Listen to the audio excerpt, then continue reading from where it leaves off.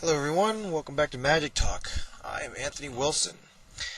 Another long night for me, so I'm up kind of late. So I thought I would talk about something that a lot of people have been asking me about. We all have speculation, we all have ideas. I'm going to talk about Scars of Mirrodin. Now, I started playing in the Mirrodin block, so if you guys want to start making jokes now about that's probably why I'm not that good of a player, you can. But save all the trolling for the end, please. But it is kind of exciting to see us going back to the world of Mirrodin, where I started. So it's kind of fun. I have a lot of ideas. Some of the ideas have already been confirmed and/or shot down. About some of the abilities that might be there, some of the cards and what they might do. So I've decided to start talking about what we've seen from the visual spoilers and some of the cards that they've spoiled, and what I think, what's going to make an impact so far, and what I think is good, and what I don't think is going to make it smart. So let's start here with Wormcoiler Engine. I think this is a pretty amazing card. Well, amazing might be an overstatement, but it's pretty interesting. I like the card advantage here, the creature advantage you get from this because of the Death Touch and the Life Link, and it's a pretty cool card. I don't know if this is going to be making a giant impact on Standard, or if it's going to be a chase rare or anything, but it's definitely something that's going to see a lot of playing in casual formats, in EDH decks and stuff. So I know I'm going to be playing a copy of my EDH deck. So I don't know. This is a card that just looks like a lot of fun to me. So I don't know if it'll ever break the competitive format, but it definitely going to have a lot of fun with that. Now here's the first Planeswalker, the first of two that we have here, the Venser card. Now, if you want my complete and total honest opinion of this card is disgusting and amazing, and as far as competing for a 5-drop spot in blue-white control, any blue-white deck, this card is amazing. We'll start with its first ability here. Exile target permanent you own. Return it into the battlefield under your control at the beginning of the next end step. What this means is you swing with your Baneslayer Angel, remove it from the game, it comes back, and now you can block with it.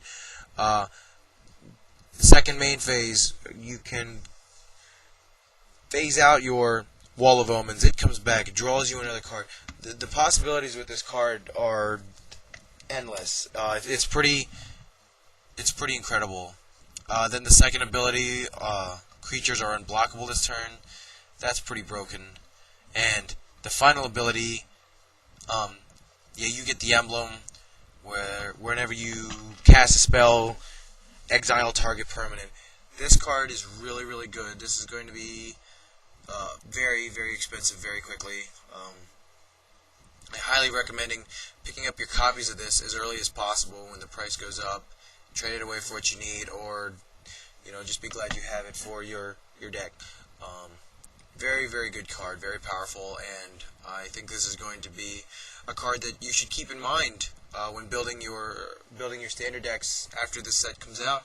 How are you going to stop this guy? What are you going to do to about Venser? So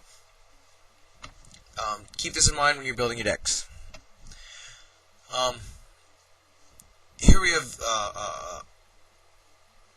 Thrumming Bird. Whenever Thrumming Bird deals combat damage to a player, you proliferate. Proliferate. It's going to take me a while to get used to saying that. The Proliferate ability, I think, is really, really good.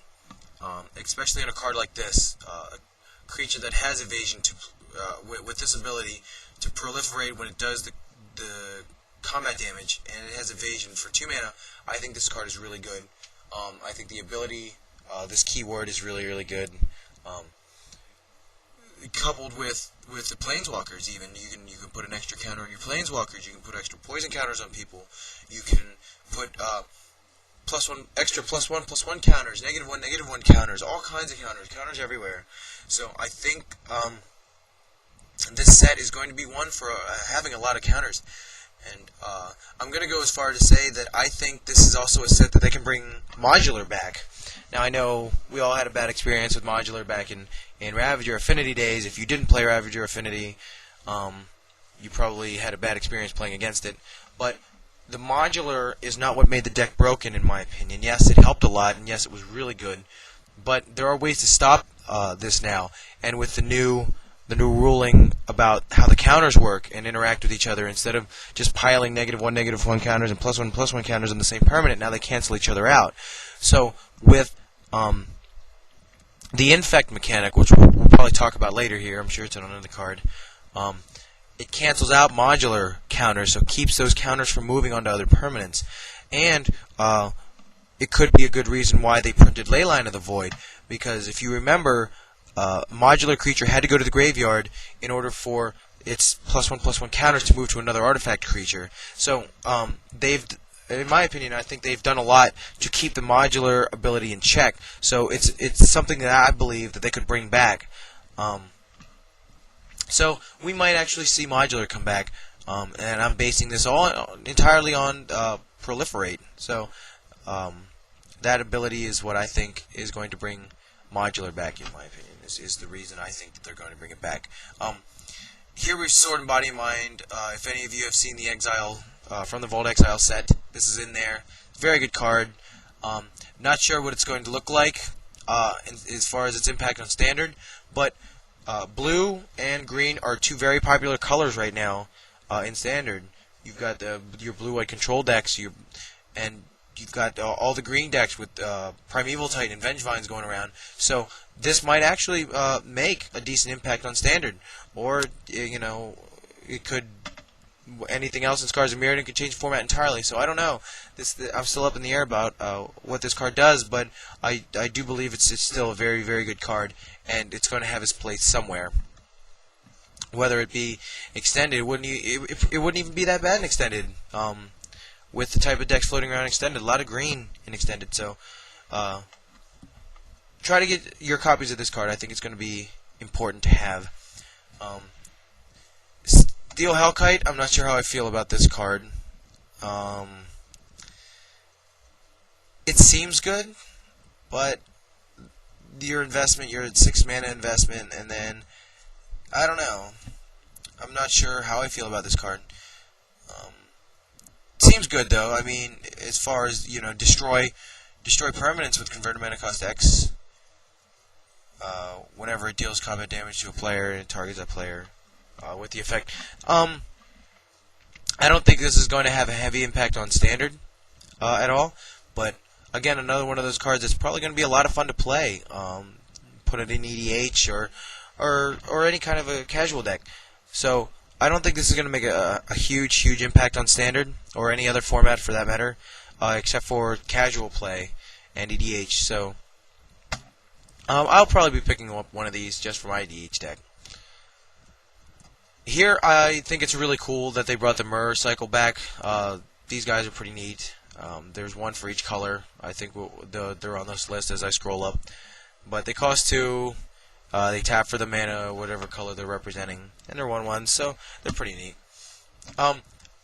Memoricide, I don't believe is going to see a lot of play. Cranial Extraction did back in its day, and this is the non-arcane version. But we have a similar card in Standard now that is not seeing any play whatsoever. And it's hold on one second, let me find it here. I got it. Got the card. Remember what it is. Thought Hemorrhage. Thought Hemorrhage is in Standard right now, and in my opinion, Thought Hemorrhage is strictly better than Memoricide because of the doing the damage. You have to be playing red, black, obviously, for Thought Hemorrhage to work, and this is less dedicated. It's only 1 black, but I still don't think this is going to see a lot of play. If we see a lot of combo coming up out of Mirrodin, maybe, or I guess it's a good way to get rid of your Vengevines, because we are losing Thought Hemorrhage, and if Vengevine becomes a problem, this is a good way to get rid of it. I guess there's a lot of other good targets to get rid of. So, I mean, this could be a card we see in the sideboard. Not sure yet. I don't know if it's going to really see a lot of play, but it's possible for it to be in the sideboard. But I believe that it's probably not going to see the play that we think it's going to, because like I said, we have a similar one right now in standard that's not seeing any play. So I don't know. I could be completely wrong, but that's my opinion. Here we have another Mir, the black one. Which I think, like I said, they're pretty cool. I don't know who thought this was a good idea, but I think this card is sick. Memnite. He's a 1/1 artifact creature for 0 mana.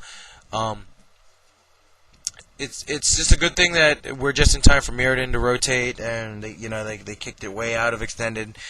They made sure it was not an extended when they did this, which we all know, that's a great idea. It was a good precaution to take, but I think cards like this are disgusting. The Legacy Affinity deck will probably be running this guy.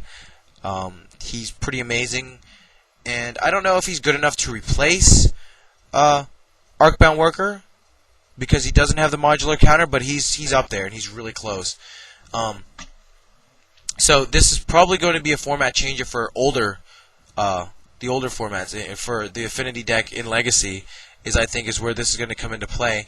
Like I said, I don't know what else is going to come from Scars of Mirrodin, but this has definitely got a place for it's got its own spot in Affinity in Legacy. So I think I'm running out of time here, so I'm gonna stop right here and put this one up on YouTube, and then I'll get to work on the next one. So yeah, thanks for watching, and watch out for the next one. Thank you.